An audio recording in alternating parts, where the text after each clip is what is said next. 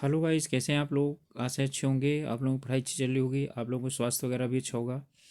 आप सब लोगों का एक बार फिर से आपके अपने ऑनलाइन प्लेटफॉर्म प्रयाग एकेडमी में बहुत बहुत स्वागत है। और आप लोग जैसा कि जानते हैं कि हम लोग कुमाऊं विश्वविद्यालय उत्तराखंड द्वारा आयोजित की जाने वाली यूसेट्स परीक्षा से संबंधित एमसीक्यू कर रहे थे। तो आज हम लोग उच्च शिक्षा प्रणाली से संबंधित एमसीक्यू करेंगे। और ये इस तरह वाला एक लास्ट वीडियो होगा, क्योंकि अब कल आप लोगों का तो पेपर होगा। तो आप सब लोग अच्छी तरह से अपना जाइए और पेपर दीजिए और क्वालिफाई ज़रूर होंगे। बस ये थोड़ा सा मेहनत करिए, स्ट्रेटजी बना करके पेपर दीजिए। शुरू करें उससे पहले आप लोगों से एक रिक्वेस्ट है कि अभी तक आप लोग यदि चैनल को सब्सक्राइब नहीं किए हैं या चैनल में नए हैं तो प्लीज़ चैनल को ज़रूर सब्सक्राइब कर लीजिएगा। और ऐसे में हम लोगों को लगता है कि हम कुछ मेहनत कर रहे हैं, तो जो है मोटिवेशन मिलता है। चलिए शुरू करते हैं। आप लोगों को समय ज़्यादा नहीं बर्बाद करेंगे। तो पहला प्रश्न है, भारत में शिक्षा के तृतीयक स्तर पर मुख्य प्रबंधक निकाय कौन सा है। तृतीयक स्तर की बात कर रहा है। ठीक, राष्ट्रीय शैक्षिक अनुसंधान एवं प्रशिक्षण परिषद, मानव संसाधन विकास मंत्रालय, अखिल भारतीय तकनीकी शिक्षा परिषद या विश्वविद्यालय अनुदान आयोग। ठीक है, तो इसमें जो हमारा विश्वविद्यालय अनुदान आयोग है यही तृतीयक स्तर पर है। ठीक है, तृतीयक स्तर का मतलब है कि जो ग्रेजुएशन लेवल पर कार्य करते हैं। प्राथमिक लेवल, द्वितीयक लेवल और तृतीयक लेवल। तो प्राथमिक लेवल कहाँ से आता है, पहली से पाँचवीं तक। द्वितीयक आता है 6 से 12 तक। ठीक है, और फिर 12 से ऊपर आता है तृतीयक। तो अगला प्रश्न है, तृतीयक शिक्षा, तृतीयक मतलब ग्रेजुएशन इन यूनिवर्सिटी शिक्षा, विश्वविद्यालय शिक्षा। निम्नलिखित में से तृतीयक शिक्षा के कौन से अवयव हैं। प्राथमिक और माध्यमिक, उच्चतर, व्यावसायिक शिक्षा और प्रशिक्षण। तो इसमें हमारे कौन आते हैं, इसमें बी और सी दोनों आ जाएंगे। ठीक है, तो उत्तर हो जाएगा डी। कौन सा उच्च शिक्षा का नियामक है। एनसीईआरटी और विश्वविद्यालय अनुदान आयोग एससीईआरटी और मानव संसाधन विकास मंत्रालय। तो यहाँ जानते हैं आप लोग विश्वविद्यालय अनुदान आयोग ही है। मानव विकास यानी संसाधन मंत्रालय अब जो है ना शिक्षा मंत्रालय बन गया है। ये तो संपूर्ण भारत के लिए कार्य करता है। निम्नलिखित में से किस संस्था ने शिक्षा के 4 स्तंभों की उदाहरण दी। यूनिसेफ, यूजीसी, एनसीईआरटी और यूनेस्को। तो यूनेस्को ने 4 स्तंभों की अवधारणा दी। निम्नलिखित में से किस संस्था का उद्देश्य उच्च शिक्षा में विद्यार्थियों के नामांकन में वृद्धि करना है। राष्ट्रीय उच्चतर शिक्षा अभियान, सर्व शिक्षा अभियान, ए और बी दोनों, उपरोक्त में से कोई नहीं। तो देखिए, सर्व शिक्षा अभियान जो है ना ये प्राथमिक लेवल पर है और द्वितीयक लेवल पर। और राष्ट्रीय उच्चतर शिक्षा सेवा अभियान, ठीक है, ये जो है ना उच्च शिक्षा के लिए। निम्नलिखित में से कौन सी संस्था सक्रिय विश्वविद्यालय यानी कि प्रोएक्टिव यूनिवर्सिटी की अवधारणा को प्रतिपादित करती है। UNDP, UNESCO, SICTE, UGC. तो हमारा इसका उत्तर हो जाएगा यूनेस्को। भारत की नियति को इसकी कक्षाओं में साकार रूप दिया जा रहा है। ये ठीक है किस दस्तावेज में उल्लिखित है। राष्ट्रीय शिक्षा नीति, राष्ट्रीय ज्ञान आयोग, शिक्षा आयोग, विश्वविद्यालय शिक्षा आयोग। तो ये है शिक्षा आयोग, जिसे कोठारी आयोग के नाम से भी जाना जाता है। निम्नलिखित में से किस कथन को समेकित दृष्टिकोण कहा जा सकता है। शिक्षण संस्थाओं द्वारा शिक्षा, इस शिक्षा को जीवन से जोड़ना, यही है समेकित दृष्टिकोण। आगे चाहें तो पढ़ें। परंपरागत शिक्षण गलत है, उपरोक्त सभी ये गलत है। निम्नलिखित में से किस एजेंसी या संगठन को उच्च शिक्षा में संवैधानिक रूप से संस्थाओं में समन्वय और मानक निर्धारण कार्य सौंपा गया है। तो आप लोग जानते हैं कि इसमें कौन है, यूजीसी। निम्नलिखित में से किन दस्तावेजों को भारत में अंग्रेजी शिक्षा का मैग्ना कार्टा के रूप में जाना जाता है। तो इसमें आप लोग जानते हैं इसका उत्तर आपका चार्ल्स घोषणा पत्र है। किस वर्ष कलकत्ता, बम्बई और मद्रास प्रेसिडेंसी विश्वविद्यालय को वुड डिस्पैच की सिफारिश के बाद स्थापित किया गया। यानी भारत में सबसे पहले स्थापित होने वाले विश्वविद्यालय यही हैं। तो 1857 में। निम्नलिखित में से इलाहाबाद विश्वविद्यालय की स्थापना किस वर्ष हुई? 1887। ये आप समझ सकते हैं कि भारत में बम्बई, कलकत्ता और जो है आपका मद्रास, 3 विश्वविद्यालयों के बाद चौथा विश्वविद्यालय है। वैसे ये तीनों को हम यदि एक मान लें तो 1887 में स्थापित होने वाले दूसरा विश्वविद्यालय है। निम्नलिखित में से कौन सी संस्था 1945 में अलीगढ़, बनारस और दिल्ली केंद्रीय विश्वविद्यालयों की कार्य पद्धति को देखने के बाद स्थापित की गई थी? तो ये स्थापित की गई थी विश्वविद्यालय अनुदान समिति, 1945 से स्थापित की गई थी। भारत में शैक्षिक विकास पर केंद्रीय शिक्षा सलाहकार बोर्ड की रिपोर्ट को क्या कहा जाता है? तो इसके लिए sergeant report, Nehru report, Wardha report, उपरोक्त में से कोई नहीं। इसे सार्जेंट रिपोर्ट से जाना जाता है। किस वर्ष एल्फिंस्टन रिपोर्ट आई जिसने अंग्रेजी और यूरोपियन विज्ञान के पाठ्यक्रमों को उसके भारतीय स्कूलों में प्रारंभ करने की अनुशंसा की? एक प्रश्नों में से कई प्रश्न हैं इसमें। ये 1823 में आई थी। इंटर यूनिवर्सिटी बोर्ड 1925 में शिक्षा, संस्कृति एवं खेल के क्षेत्र में जानकारी और सहयोग साझा करके विश्वविद्यालय की गतिविधियों को बढ़ावा देने हेतु स्थापित किया गया। इस बोर्ड को अन्य किस नाम से भी जाना जाता है? तो इसको जाना जाता है केंद्रीय शिक्षा सलाहकार बोर्ड के नाम से, बी। इसके बाद है निम्नलिखित में से किसे कलकत्ता विश्वविद्यालय आयोग के रूप में जाना जाता है? कलकत्ता विश्वविद्यालय आयोग के रूप में जाना जाता है सैडलर, कोठारी, हंटर और वुड डिस्पैच। तो इसे सैडलर आयोग को जाना जाता है। इनमें से किस को उच्च शिक्षा के बारे में पहली नीति के रूप में माना जाता है? वुड घोषणा, मैकाले मिनट, एल्फिंस्टन रिपोर्ट या उपरोक्त में से कोई नहीं। तो इसमें है एल्फिंस्टन रिपोर्ट को। कौन सा आयोग 10+2+3 का एक अग्रगामी माना जाता है? तो इसका अग्रगामी माना जाता है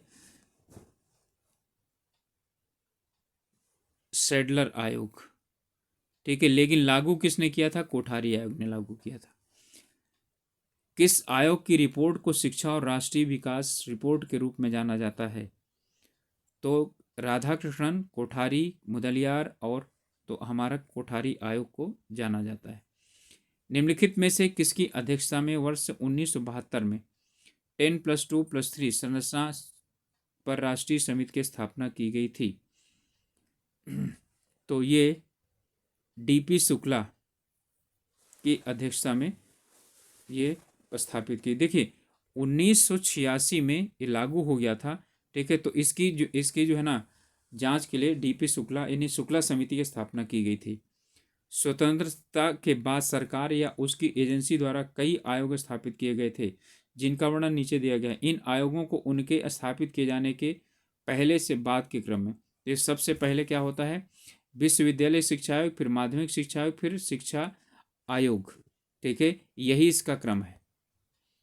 ठीक है, 1954 यानी जो है 1948 और ये 1900 और शिक्षा आयोग जो है जिसे कोठारी आयोग के नाम जाना जाता है 1986 में इसने अपनी रिपोर्ट दी थी।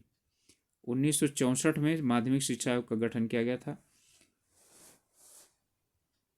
निम्नलिखित में से किस समिति ने यूजीसी द्वारा प्रत्येक वर्ष बुनियादी विज्ञान के क्षेत्र में अनुसंधान पर 500 करोड़ रुपए खर्च करने की सिफारिश की थी?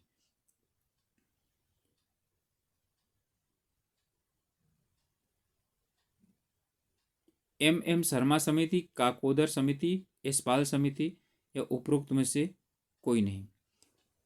तो इसमें हमारा उत्तर है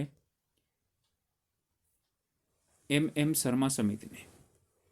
मानव संसाधन विकास मंत्रालय द्वारा स्थापित की गई समिति में भारतीय प्रौद्योगिकी संस्थानों की स्वायत्तता की अनुशंसा की गई थी। उस जो है ना समिति के अध्यक्ष कौन थे? काकोदर, यशपाल, सैम पित्रोदा या इनमें से कोई नहीं। तो उसके जो है ना यानी कि अध्यक्ष थे अनिल काकोदर। निम्नलिखित में से राष्ट्रीय ज्ञान आयोग की स्थापना किस विख्यात व्यक्ति की अध्यक्षता में की गई थी? ठीक है, तो इसमें जो वो यानी कि राष्ट्रीय ज्ञान आयोग की स्थापना है वो सैम पित्रोदा के, ठीक है, अध्यक्षता में की गई थी। 1990 में राष्ट्रीय शिक्षा नीति की समीक्षा करने के लिए एक समिति की स्थापना की गई थी जिसका शीर्षक एक प्रबुद्ध और मानवीय समाज की ओर था। निम्नलिखित में से किस व्यक्तित्व ने यानी कि इसकी अध्यक्षता की थी? राममूर्ति समिति, यशपाल ने, मुरली मनोहर जोशी ने या इनमें से किसी ने भी नहीं। ठीक है, तो ये राममूर्ति, आचार्य राममूर्ति ने की थी और आचार्य राममूर्ति समिति 1990 के नाम से जाना जाता है इसको।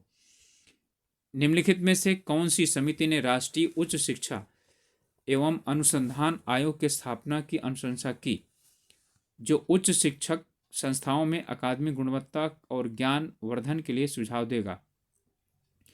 पित्रोदा समिति, यशपाल समिति, शर्मा समिति या गणनाम समिति? तो इसका हमारा उत्तर होगा यशपाल समिति। यशपाल समिति के ही जो है इन अनुशंसा पर जो वो हुआ था, यानी कि क्या बोलते हैं, राष्ट्रीय करिकुलम 2009 उसे लागू किया गया था। ये सॉरी 2005 जिसे आप कह सकते हैं, वो लागू किया गया था। 2009 में लागू किया गया था लेकिन 2005 का था वो। हाल ही के वर्षों में एक समिति ने सिफारिश की कि देश के 1500 विश्वविद्यालय स्थापित किए जाएं ताकि 30% के सकल नामांकन के उद्देश्य को प्राप्त किया जा सके। इसके अध्यक्ष कौन थे? DS कोठारी, सैम पित्रोदा, यशपाल या इनमें से कोई नहीं। ठीक है, तो इसके अध्यक्ष थे सैम पित्रोदा। कोठारी आयोग और राष्ट्रीय नीति द्वारा शिक्षा पर कौन सा प्रतिशत आंकड़ा खर्च किए जाने की सिफारिश की गई थी? यानी कि सिफारिश की गई थी कि इतने प्रतिशत बजट का क्या होना चाहिए, इस पर शिक्षा पर खर्च किया जाना चाहिए। तो इसका हमारा उत्तर हो जाएगा सकल घरेलू उत्पाद का 6%। निम्नलिखित में से कौन सी संस्था या संगठन विश्वविद्यालय हैंडबुक को प्रकाशित करता है? तो इसको प्रकाशित करने का काम है भारतीय विश्वविद्यालय संघ। निम्नलिखित में से किस वर्ष में भारतीय विश्वविद्यालय संघ AIU मूल रूप से स्थापित किया गया था? यानी कि ये स्थापित कब किया गया था? 1925 में स्थापित किया गया था। विश्वविद्यालय अनुदान आयोग से भी पहले विश्वविद्यालय अनुदान समिति का गठन सार्जेंट कमीशन की अनुशंसा पर किया गया था, जिसकी स्थापना कब की गई थी? ये आप लोगों को याद होगा, तो ये पहले इसका यानी ये प्रश्न आ चुका है, तो 1945 में की गई थी। निम्नलिखित में से किस आयोग ने UGC की स्थापना की सिफारिश की और वह विश्वविद्यालय शिक्षा आयोग के रूप में भी जाना जाता है? तो विश्वविद्यालय शिक्षा आयोग राधाकृष्णन आयोग। किस वर्ष में सरकार ने संसदीय अधिनियम द्वारा विश्वविद्यालय अनुदान आयोग की स्थापना की थी? तो यह है,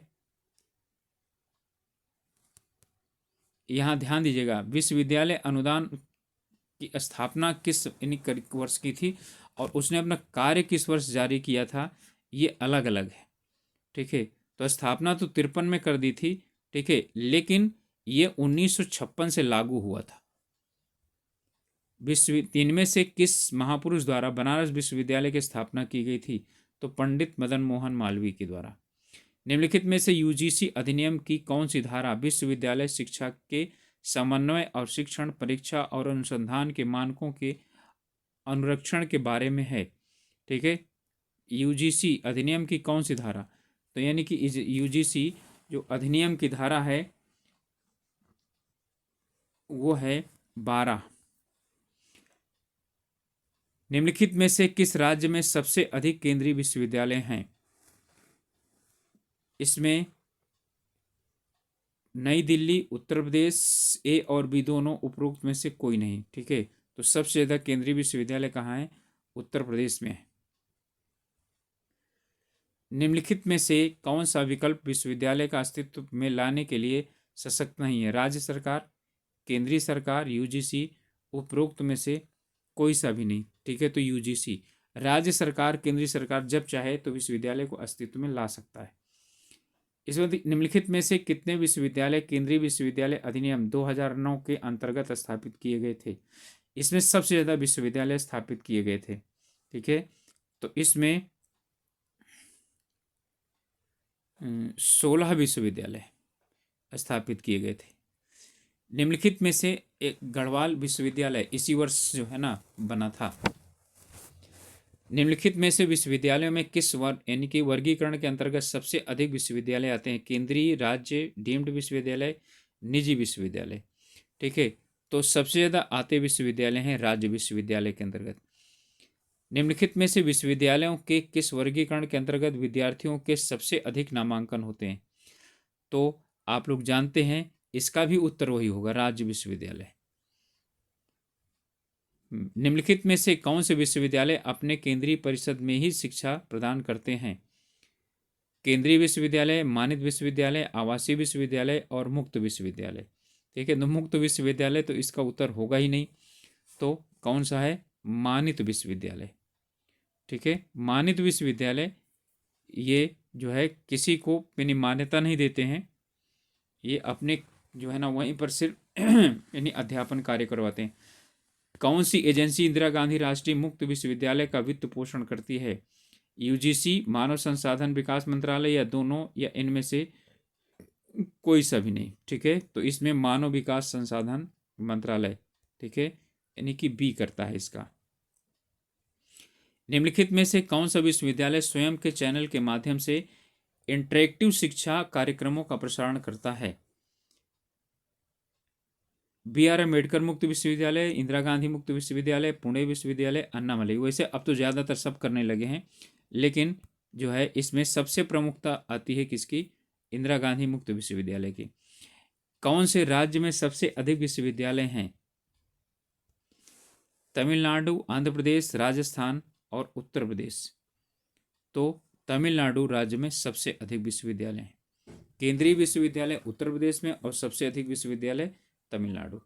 निम्न में से कौन से राज्य में सबसे अधिक मानित विश्वविद्यालय हैं?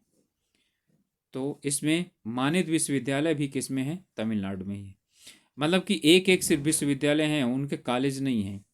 और उत्तर प्रदेश में सर्वाधिक मात्रा में, इसी तरह से उत्तराखंड में भी विश्वविद्यालय कम है लेकिन उनके कॉलेज बहुत ज़्यादा है। हर एक कस्बों में लगभग कॉलेज मिल जाएंगे। तो राष्ट्रीय महत्व के संस्थान उच्च शिक्षा में ऐसे संस्थान होते हैं जो कि किसी राज्य या क्षेत्र के छात्रों को विशिष्ट कौशल प्रदान करने के लिए महत्वपूर्ण भूमिका निभाते हैं। उनको यह प्रतिष्ठित स्थान कौन प्रदान करता है? यूजीसी, संसद अधिनियम, अखिल भारतीय तकनीकी शिक्षा परिषद या उपरोक्त सभी? तो इनमें संसद का अधिनियम, ठीक है, ये इसे यानी कि वो देता है। इसके बाद अगला है अधिगम राष्ट्रमंडल। ठीक है, अधिगम राष्ट्रमंडल केवल ऐसी सरकारी राष्ट्रमंडल एजेंसी है जो ब्रिटेन के बाहर स्थित है। निम्नलिखित में से यह कहाँ पर स्थित है? नई दिल्ली, सिडनी, वैंकूवर और इस्लामाबाद पाकिस्तान। तो ये स्थित है वैंकूवर कनाडा में। ये वैंकूवर कनाडा में स्थित है। 12वीं पंचवर्षीय योजना में कॉलेज क्लस्टर विश्वविद्यालय की अवधारणा के अंतर्गत किसी शहर या जिले में या उसके इर्द गिर्द एक न्यूनतम संख्या में महाविद्यालय मिलकर एक विश्वविद्यालय की स्थापना कर सकते हैं। क्लस्टर यानी कि विश्वविद्यालय की, इनमें से यह न्यूनतम संख्या कितनी है? 25, 50, 60 या 100? तो इसमें हमारा उत्तर होगा 25। 25 से यदि डिग्री कॉलेज मिल जाए तो वो एक यूनिवर्सिटी की स्थापना कर सकते हैं अपने लिए सब मिल करके। निम्नलिखित में से किस संगठन ने राष्ट्रीय मूल्यांकन एवं प्रत्यायन परिषद की स्थापना की है? AICTE, यूजीसी, मानव संसाधन विकास मंत्रालय या इनमें से कोई नहीं? तो इसमें हमारा उत्तर हो जाएगा यूजीसी ने, राष्ट्रीय मूल्यांकन एवं प्रत्यायन परिषद। राष्ट्रीय मूल्यांकन एवं प्रत्यायन परिषद NAC का मुख्य कार्यालय कहाँ स्थित है? तो ये बेंगलुरु में स्थित है। NUEPA मुख्य रूप से किससे संबंधित है? शैक्षिक पर्यवेक्षण, शैक्षिक योजना, शैक्षिक एकता, शैक्षिक मूल्यांकन। तो ये संबंधित है शैक्षिक योजना से।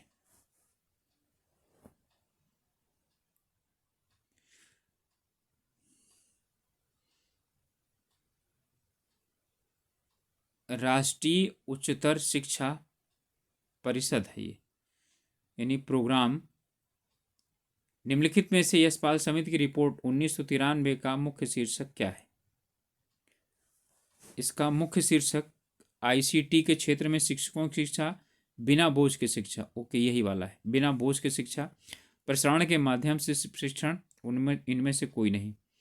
निम्नलिखित में से यूजीसी में केंद्र सरकार के प्रतिनिधियों की संख्या कितनी है? तो 9 है, 2 है, 6 है या 3 है। तो कितनी है यूजीसी में सरकार के प्रतिनिधियों की संख्या? वो 2 होती है। निम्नलिखित में से कौन सी एजेंसी या संस्था ने प्रत्यायन बोर्ड की स्थापना की? एक्रीडिशनल बोर्ड। तो भारतीय कृषि अनुसंधान परिषद, अखिल भारतीय तकनीकी शिक्षा परिषद, विश्वविद्यालय अनुसंधान आयोग, मानव संसाधन विकास मंत्रालय। तो ये है भारतीय कृषि अनुसंधान परिषद। निम्न में से किस संस्थान द्वारा राष्ट्रीय प्रत्यायन बोर्ड, नेशनल एक्रेडिटेशन बोर्ड, वर्ष 1987 में स्थापित किया गया? तो AICTE, यूजीसी, मानव संसाधन विकास मंत्रालय, इंदिरा गांधी राष्ट्रीय मुक्त विश्वविद्यालय। तो इसका हमारा उत्तर है AICTE।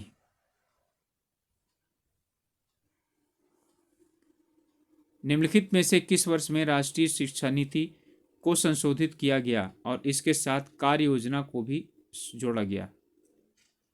तो आप जानते हैं कि 86 के बाद ही होगा ये, ठीक है। जो 86 के बाद होगा तो यहाँ एक ही सत्र है ये, ठीक है। कौन सा? 1992, ठीक है। शुक्ला समिति।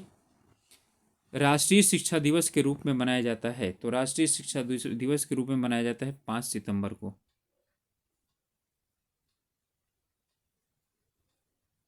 सॉरी, 5 सितंबर को अध्यापक दिवस मनाया जाता है, ठीक है। और इसका हमारा उत्तर होगा क्या? 11 नवंबर को राष्ट्रीय शिक्षा दिवस और राष्ट्रीय शिक्षक दिवस है, यही चूक हो जाती है।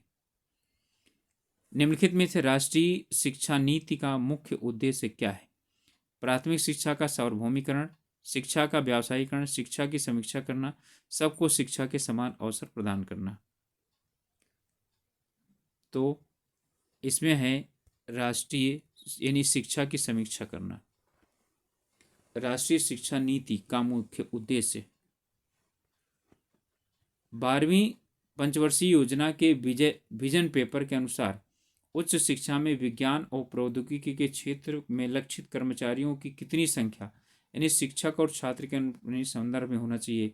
1:10, 1:15, 1:20, 1:30। तो इसमें 1:15 होना चाहिए। 12वीं पंचवर्षीय योजना के उच्च शिक्षा के लिए प्रस्तावित महिला विश्वविद्यालयों की संख्या कितनी है? तो इनकी संख्या 10, 15, 20, 30। तो इनकी भी संख्या है 20। कुछ अल्प अवधि कार्यक्रमों के अलावा शिक्षकों के प्रशिक्षण के लिए अकादमिक स्टाफ कॉलेज की स्थापना की गई, जो कि मूल रूप से प्रस्तुत करते हैं विषय विशेष, रिफ्रेशर कोर्स, सामान्य उन्मुखीकरण कार्यक्रम, ए और बी दोनों, या उपरोक्त में से कोई सा भी नहीं। तो ये ए और बी दोनों, ये भी है और ये भी है। निम्नलिखित में से कौन सी समिति है जो स्वतंत्रता के बाद भारत सरकार द्वारा महिलाओं की शिक्षा के लिए गठित की गई थी? तो ये है श्री प्रकाश समिति, ठीक है, श्री प्रकाश समिति। निम्नलिखित में से संविधान का कौन सा अनुच्छेद अल्पसंख्यक वर्ग को अपनी पसंद के संस्थाओं की स्थापना करने और उनके प्रशासन के लिए अधिकार प्रदान करता है? तो आप लोग जानते हैं कि इसमें किसमें आएगा? ये शिक्षा एवं सांस्कृतिक संबंधी अधिकार के अंतर्गत आएगा, ठीक है। तो शिक्षा एवं सांस्कृतिक संबंधी जो अधिकार हैं वो किसके अंतर्गत आते हैं? तो वो हमारा आता है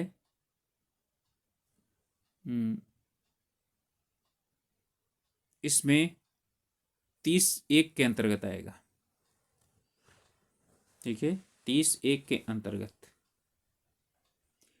निम्नलिखित में से कौन से वर्ष में राष्ट्रीय अल्पसंख्यक शिक्षण संस्थान आयोग यानी NCMI स्थापित किया गया था?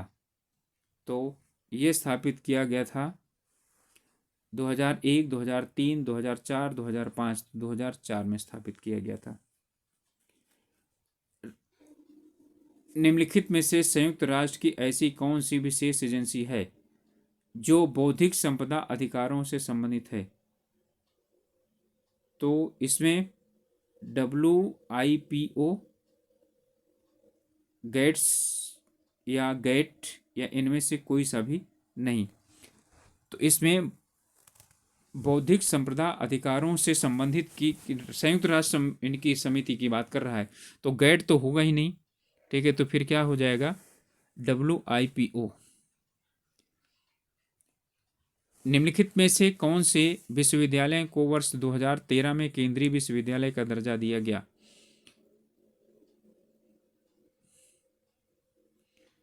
पंजाब विश्वविद्यालय, उस्मानिया विश्वविद्यालय, नालंदा विश्वविद्यालय, इंदिरा गांधी राष्ट्रीय जनजाति विश्वविद्यालय। तो आ गया नालंदा विश्वविद्यालय को।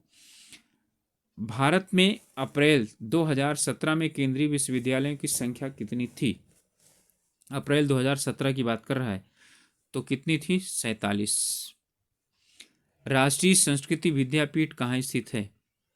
तो राष्ट्रीय संस्कृत विद्यापीठ तिरुपति में है, चेन्नई में है, हैदराबाद में है या जयपुर में है?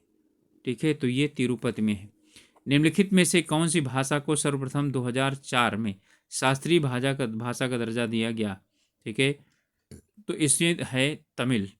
ठीक है, तो तमिल का 2004 में सबसे पहले दर्जा दिया गया। हिंदी तो यानी कि उसमें सांस्कृतिक भाषा में है ही नहीं। ठीक है, जबकि संस्कृत तो है। अभी तक कुल 6 भाषाओं को सांस्कृतिक भाषाओं को दर्जा दिया गया है। निम्नलिखित में से भारत का पहला आभासी विश्वविद्यालय कहाँ पर स्थापित किया गया है? आंध्र प्रदेश, महाराष्ट्र, उत्तर प्रदेश या तमिलनाडु? ठीक है, तो ये महाराष्ट्र में स्थापित किया गया है। इनमें से किस परियोजना का वित्त पोषण विश्व बैंक द्वारा किया जाता है? तकनीकी गुणवत्ता सुधार कार्यक्रम, तकनीकी शिक्षा योजना, दोनों या इनमें से कोई सा भी नहीं? तो ये दोनों में। ठीक है, निम्नलिखित में से दक्षिण एशियाई विश्वविद्यालय कहाँ स्थित है? दिल्ली, जयपुर, काठमांडू, इस्लामाबाद? तो कहाँ पर है? दिल्ली में। निम्नलिखित में से विक्रम साराभाई अंतरिक्ष अनुसंधान संस्थान कहाँ पर है? तिरुवनंतपुरम, पुणे, श्रीहरिकोटा या बेंगलुरु? ठीक है, तो कहाँ पर है? तिरुवनंतपुरम।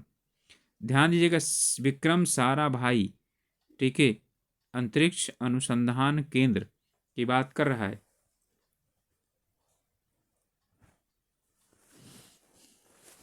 इसरो की नहीं कर रहा है ये, कि आप लोग श्रीहरिकोटा लगाएं। निम्नलिखित में से कौन सी परिषद 2013 को भंग कर दिया गया? दूरस्थ शिक्षा परिषद, राष्ट्रीय शिक्षक सीधा शिक्षा परिषद, राष्ट्रीय शैक्षिक अनुसंधान एवं प्रशिक्षण परिषद, NCERT है ही नहीं है, राष्ट्रीय मूल्यांकन एवं प्रत्यायन परिषद NAAC यानी कि NAAC। तो इसमें कौन सा है जिसे क्या कर दिया गया? समाप्त कर दिया 2013 में। यह है दूरस्थ शिक्षा परिषद DEC। और अब उनके लिए विश्वविद्यालयों को ही यानी कि कर दिया गया। निम्नलिखित में से कोशिकीय और आणविक जीव विज्ञान केंद्र कहाँ पर स्थित है? हैदराबाद, चेन्नई, बेंगलोर और अहमदाबाद? तो ये है हैदराबाद में। निम्नलिखित में से किस संवैधानिक संशोधन के अंतर्गत शिक्षा को समवर्ती सूची में स्थानांतरित किया गया?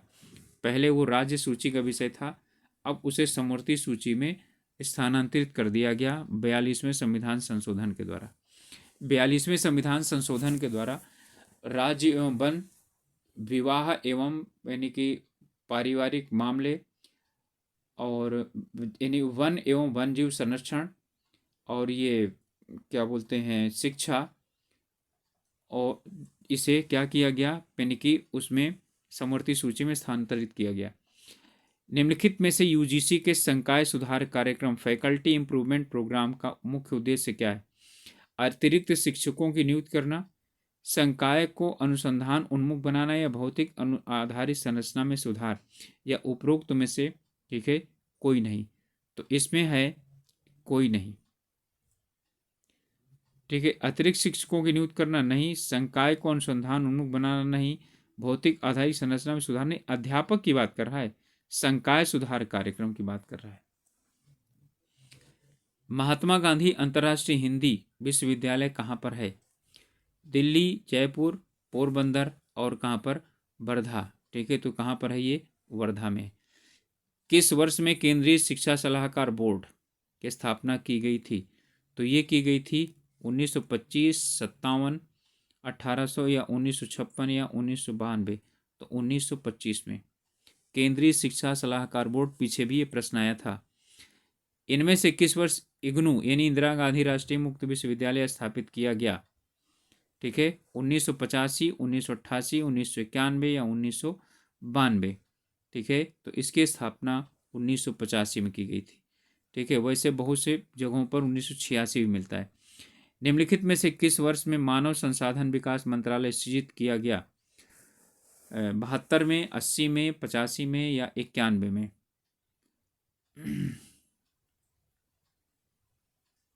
तो इसमें मानव संसाधन विकास मंत्रालय सृजित किया गया। पहले शिक्षा मंत्रालय था, मानव विकास मंत्रालय, जो मानव संसाधन विकास मंत्रालय, इसे कब किया गया? तो 1985 में। सरकार ने किस वर्ष तक उच्च शिक्षा में सकल नामांकन अनुपात 30% तक बढ़ाने का लक्ष्य निर्धारित किया है? तो ये 2020 तक। निम्नलिखित में से कौन सी व्यक्तित्व यूजीसी के पहले अध्यक्ष थे? शांति स्वरूप भटनागर, मनमोहन सिंह, हुमायूं कबीर और जो है यानी सीडी देशमुख। तो आप जानते हैं मनमोहन सिंह तो इसके थे नहीं, ठीक है। तो इसमें सीडी देशमुख इसके पहले अध्यक्ष थे। भारत में सबसे पहला मुक्त विश्वविद्यालय कौन था? तो इसमें हमारा जो है आंध्र प्रदेश मुक्त विश्वविद्यालय, इंदिरा गांधी राष्ट्रीय मुक्त विश्वविद्यालय, दिल्ली विश्वविद्यालय, या इनमें से कोई नहीं। तो यहाँ था आंध्र प्रदेश मुक्त विश्वविद्यालय। सबसे पहला केंद्रीय मुक्त विश्वविद्यालय इंदिरा गांधी मुक्त विश्वविद्यालय था। भारत में सबसे पहले किस विश्वविद्यालय में पत्राचार पाठ्यक्रम शुरू किया गया? आंध्र प्रदेश मुक्त विश्वविद्यालय, इंदिरा गांधी या दिल्ली विश्वविद्यालय? तो इसमें दिल्ली विश्वविद्यालय में पत्राचार पाठ्यक्रम शुरू किया गया था। और मुक्त विश्वविद्यालय पत्राचार पाठ्यक्रम तो है ही हैं। निम्नलिखित में से भारत का उच्च शिक्षा संस्थानों में नामांकन के संदर्भ में कौन सा स्थान है? प्रथम, दूसरा, तीसरा या चौथा? तो इसमें दूसरा है। भारत का उच्च शिक्षा संस्थानों में नामांकन के संदर्भ में कौन सा स्थान है? तो दूसरा स्थान है। निम्नलिखित में से किसके द्वारा मेटा विश्वविद्यालय की अवधारणा प्रतिपादित की गई? अब मेटा विश्वविद्यालय की स्थापना यानी वो जो है ना अवधारणा, इनमें से किसके द्वारा दी गई? मैसाचुसेट्स प्रौद्योगिक संस्थान, जवाहरलाल नेहरू विश्वविद्यालय, हार्वर्ड बिजनेस स्कूल या दिल्ली विश्वविद्यालय? तो मैसाचुसेट्स प्रौद्योगिक संस्थान। निम्नलिखित में से व्यावसायिक डिग्री कई पाठ्यक्रम सामग्री किस पर जोर देती है? कौशल और व्यावहारिक विश्लेषण प्राप्त करने पर, सिद्धांत और अनुसंधान पर, अवधारणाओं पर, या इनमें से कोई नहीं? तो आप जानते हैं व्यावसायिक, सम व्यावसायिक, तो क्या हो जाएगा? कौशल पर होगा। इनको सूची 1 और सूची 2 से क्या करना है? मिलाना है। विक्रम साराभाई अंतरिक्ष अनुसंधान केंद्रीय और आणविक जीव विज्ञान, भारतीय अंतरिक्ष अनुसंधान संगठन, ठीक है। और इसके बाद है ऊर्जा और संसाधन संस्थान। तो इनमें यानी कि कौन किसके साथ क्या है? सुमेलित है। तो इसमें पहले का है विक्रम साराभाई अनुसंधान तिरुवनंतपुरम, यानी ए में 1, तो ए में 1 इन दोनों में हो जाएगा, ये दोनों बिल्कुल गलत, ठीक है। अब हमें निर्धारित करना है बी का। और सी का। तो आप इन्हीं भारतीय अंतरिक्ष अनुसंधान संगठन इसरो देख लें और चुन लें, अपने आप क्लियर हो जाएगा। तो इसमें ये क्या है, 3। तो 1 2 3 4 यही सीरियल है। कोशिकीय आणविक संस्थान हैदराबाद, ऊर्जा और अनुसंधान संस्थान नई दिल्ली। इनमें से किस वर्ष में राष्ट्रीय प्रत्यायन बोर्ड की स्थापना की गई थी?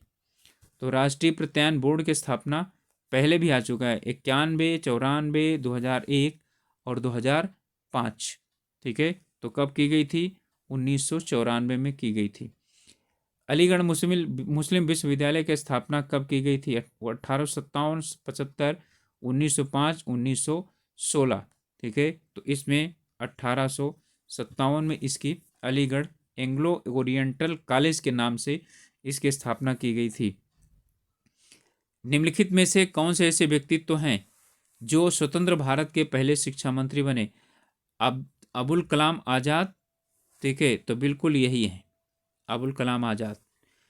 निम्नलिखित में से कौन सा ऐसा सैटेलाइट चैनल है जो 26 जनवरी 2003 को भारत में दूरस्थ शिक्षा के तकनीकी विकास के लिए शुरू किया गया?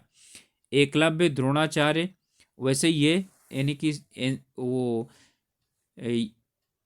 यूजीसी नेट वालों में ये क्वेश्चन पूछा जाता है, एकलव्य, द्रोणाचार्य, ज्ञान दर्शन या ज्ञानवाणी। तो इसमें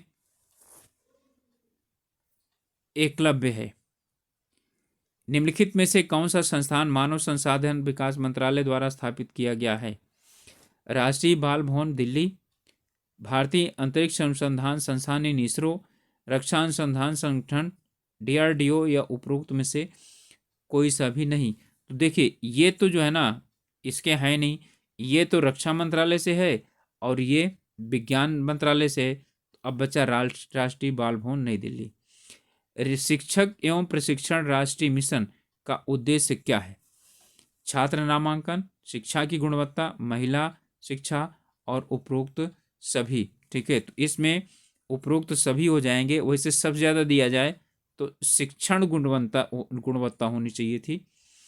निम्नलिखित में से व्यक्तित्व विश्वविद्यालय शिक्षा आयोग 1948 के अध्यक्ष थे, तो किस नाम से जाना जाता है? राधा कृष्णन आयोग के नाम से जाना जाता है। ठीक है, तो बस फिर कौन से हो जाएंगे? एस राधा कृष्णन। इनमें से कौन से देश में विश्वविद्यालय अनुदान आयोग की तर्ज पर विश्वविद्यालय शिक्षा आयोग ने यूजीसी की स्थापना की सिफारिश की? तो इसमें संयुक्त राज्य अमेरिका, ग्रेट ब्रिटेन, जर्मनी या सोवियत संघ। तो इसमें है ग्रेट ब्रिटेन।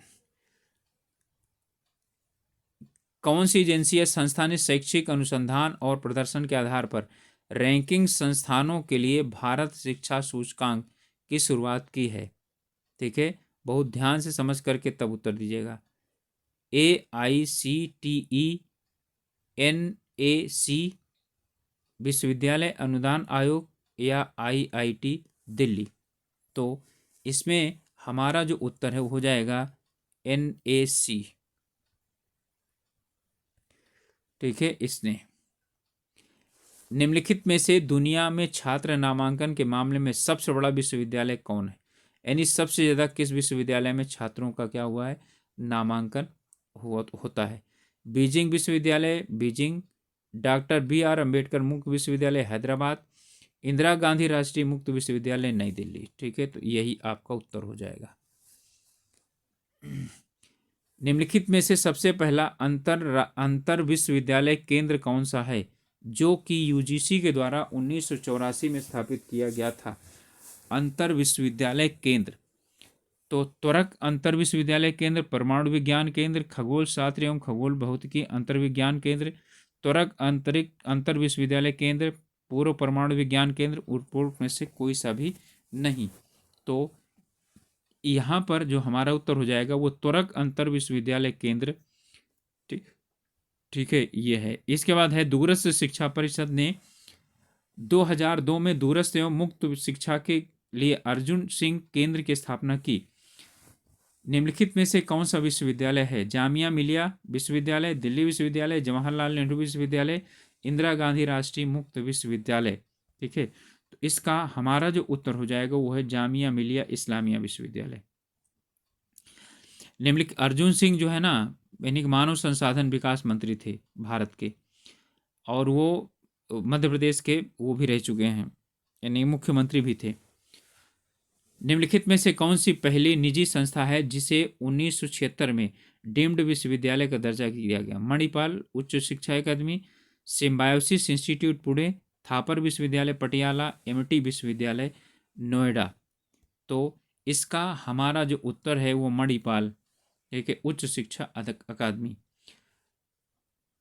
इनमें मिलाना है चिन्मय अंतर्राष्ट्रीय फाउंडेशन, ओरिएंटल इंस्टीट्यूट, संस्कृत अनुसंधान फाउंडेशन, राष्ट्रीय वेद विद्या प्रतिष्ठान दिल्ली, बड़ौदा, मेलकोट कर्नाटक, एर्नाकुलम।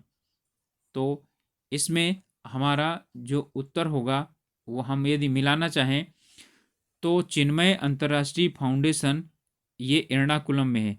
तो ए में चार हमारे पास सिर्फ एक में है और यही हमारा उत्तर हो जाएगा। तो ओरिएंटल इंस्टीट्यूट बड़ौदा में है और राष्ट्रीय अनुसंधान फाउंडेशन मेलकोट कर्नाटका में है, राष्ट्रीय वेद विद्या प्रतिष्ठान ये दिल्ली में है। भारतीय जनसंचार संस्थान Indian institute of mass communication कहाँ पर स्थित है?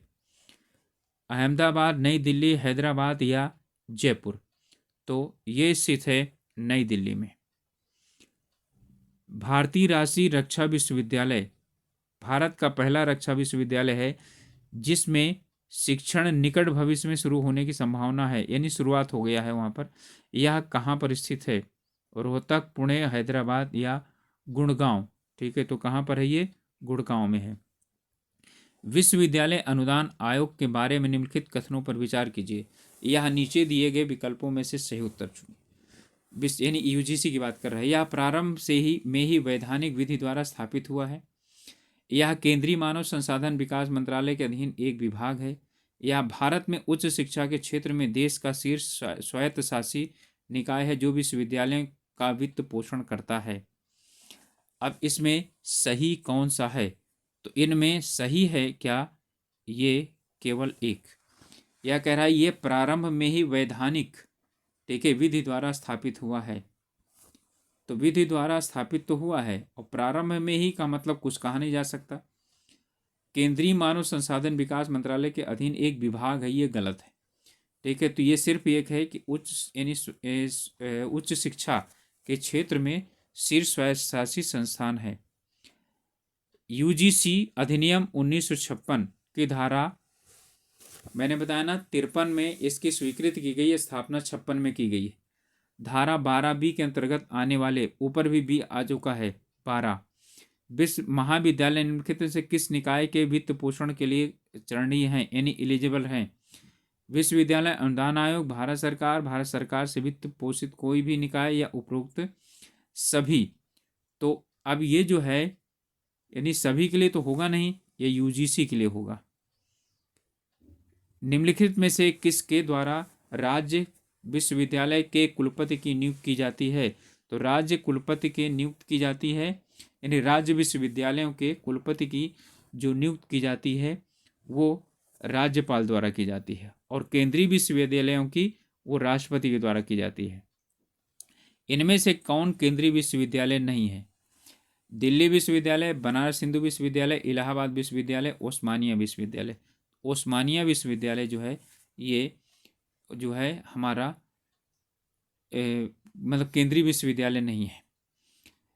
इनमें से किस प्रकार के संस्थान में अकादमिक स्टाफ कॉलेज की स्थापना की जा सकती है?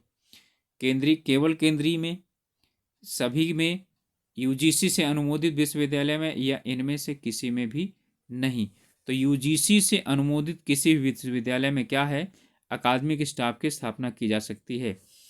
कौन सा या कौन से राष्ट्रीय उच्चतर शिक्षा अभियान के उद्देश्य हैं?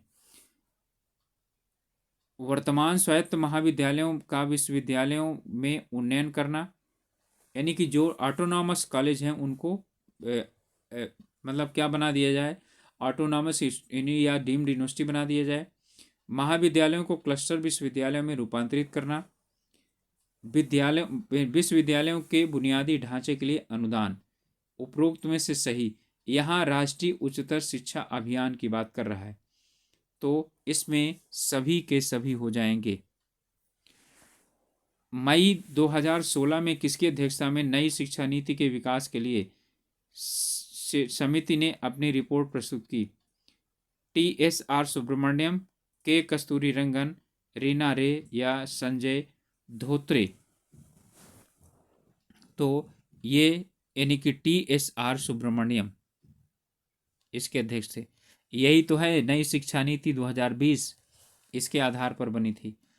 नई शिक्षा नीति 2020 में वर्तमान में 10+2 शिक्षण प्रणाली को एक नए पाठ्यक्रम संरचना द्वारा प्रस्थापित किया जाना है। उस नए संरचना का यानी क्या करिए वो बताइए। देखिए नवीन संरचना कौन सी है इसमें, तो इसमें है 5+3+3+4, 5+3+3+4 यानी कि 5 साल की शिक्षा, फिर 3 साल की शिक्षा, फिर 3 साल की, और फिर कितनी 4 साल की शिक्षा। ठीक है, तो 5+3+3+4।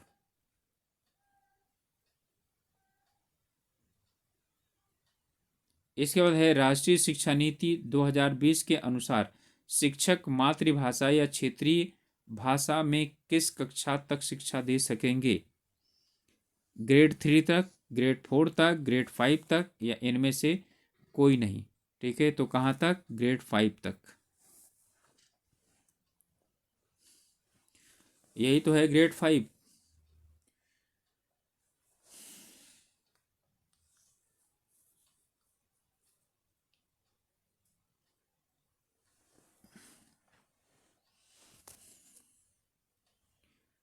निम्नलिखित में से किस वर्ष तक शिक्षण के लिए न्यूनतम डिग्री योग्यता 4 वर्षीय एकीकृत बीएड डिग्री होने जा रही है?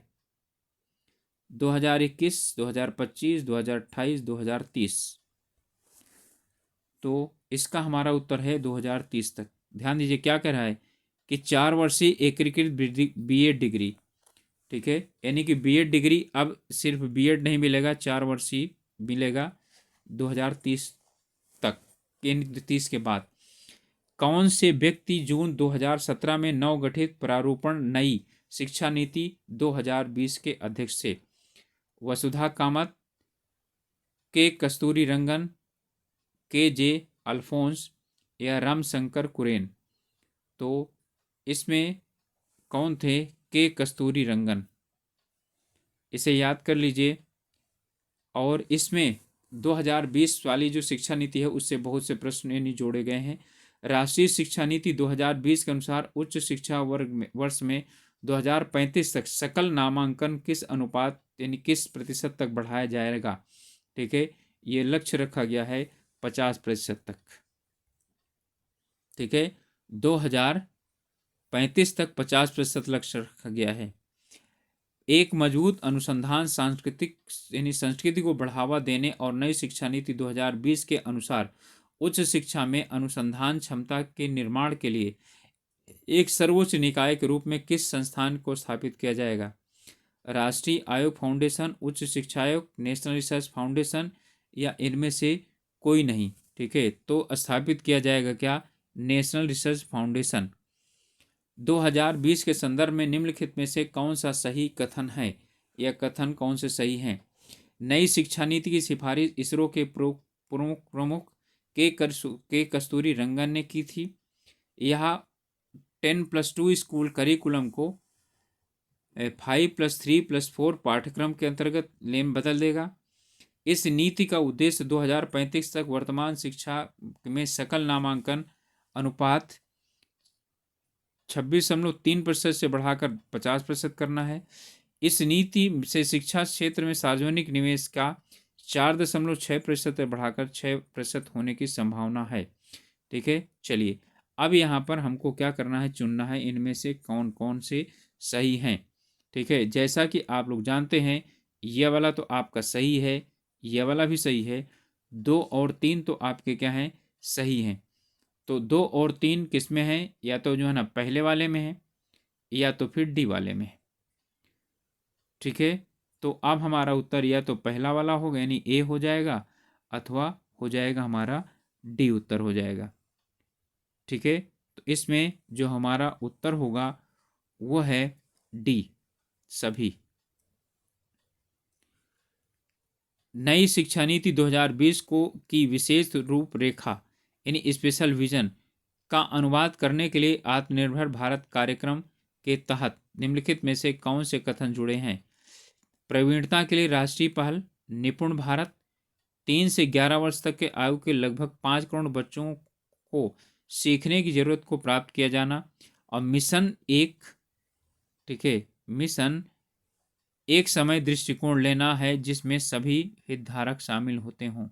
ठीक है, 1 2 3, 2 3, 1 2 और क्या चीज़ है सभी, और इसमें हमारा जो उत्तर हो जाएगा, ठीक है, संपूर्ण यानी सभी, इसका उत्तर हो जाएगा सभी। अगला प्रश्न है, निम्नलिखित में से किस वर्ष में शिक्षा मंत्रालय का नाम बदल करके मानव संसाधन मंत्रालय किया गया था? ठीक है, ये पहले भी क्या हो चुका है, प्रश्न आ चुका है। कब किया गया था? 1985 में। निम्नलिखित में से कौन सी एजेंसी का लक्ष्य सीखने की आवश्यकता के अनुसार अधिक व्यक्तिगत बनाने और अनुकूलित करने के लिए कृत्रिम बुद्धिमत्ता का उपयोग करना है, जो बेहतर शिक्षण अनुभव के लिए एडटेक कंपनियों के साथ राष्ट्रीय गठबंधन बनाने का भी प्रस्तावित करता है? राष्ट्रीय परीक्षण एजेंसी, राष्ट्रीय परीक्षण पोर्टल, प्रौद्योगिकी एवं राष्ट्रीय शैक्षिक गठबंधन, प्रौद्योगिकी के लिए राष्ट्रीय शैक्षिक संघ। ठीक है, तो इसका हमारा जो उत्तर है वो हो जाएगा प्रौद्योगिकी के लिए राष्ट्रीय यानी कि शैक्षणिक गठबंधन। नई यूजी शिक्षा धारा में कई प्रविष्टि और निकाय विकल्पों के संबंध में निम्नलिखित में से कौन सी एजेंसी सही ढंग से मेल नहीं खाती है?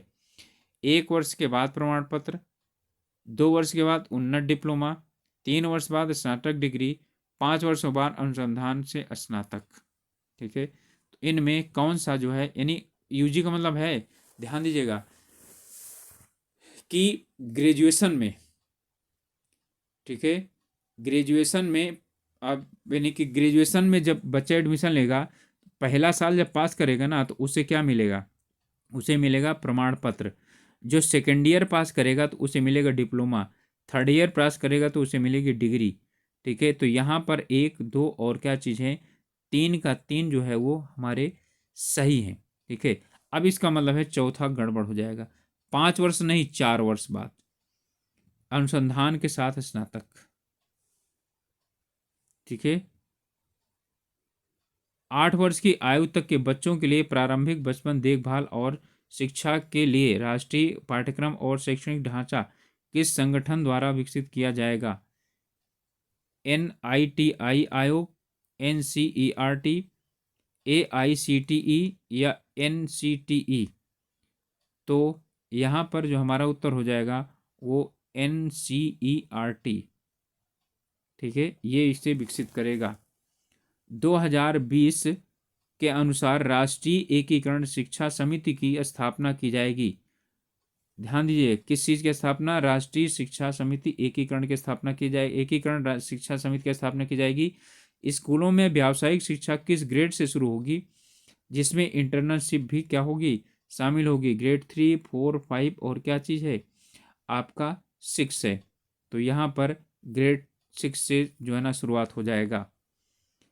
निम्नलिखित में से कौन सी एजेंसी स्कूली शिक्षा, ठीक है, कौन सी एजेंसी स्कूल शिक्षा यानी कि NCFSE 2020-21 के लिए राष्ट्रीय पाठ्यचर्या रूपरेखा विकसित करेगी? तो इसमें हमारा उत्तर हो जाएगा NCERT। अगला है कि इसमें नई शिक्षा नीति 2020 के निम्नलिखित में से कौन से कथन पूर्व विश्वविद्यालय से माध्यमिक स्तर तक शिक्षा के सार्वभौमिक के लिए लागू किए जाने हैं? 2030 तक स्कूल शिक्षा में 100% सकल नामांकन अनुपात, 25 तक 50% सकल नामांकन अनुपात, A और B दोनों या इनमें से कोई नहीं। तो इसमें है ए और बी दोनों। 30 तक 100% और 25 तक 50%। नई शिक्षा नीति 2020 राष्ट्रीय मूल्यांकन केंद्र परख PARAKH को एक मानक सीटिंग निकाय के रूप में स्थापित किया है। परख में आर का अर्थ क्या होता है? संशोधित करें, तर्कसंगत या समीक्षा करें या पुनः प्रवर्तन। तो इसमें जो हमारा उत्तर हो जाएगा वो समीक्षा करें। 2020 में उल्लिखित NPST में प्रस्तावित पत्र में पी का क्या अर्थ है? प्राथमिक, पेशेवर, सहलोक या परिवीक्षा। तो इसका हो जाएगा पेशेवर। उच्च शिक्षा संस्थानों में निम्नलिखित में से ठीक है कितनी सीटें जोड़ी जाएंगी?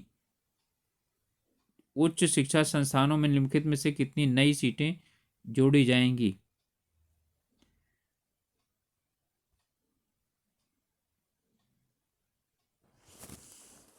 ये क्वेश्चन गलत सा लग रहा है, ठीक है, और इस क्वेश्चन में जो है ना कुछ यानी गड़बड़ी है, तो इस क्वेश्चन को हम लोग क्या कर देते हैं, ठीक है, स्किप कर देते हैं।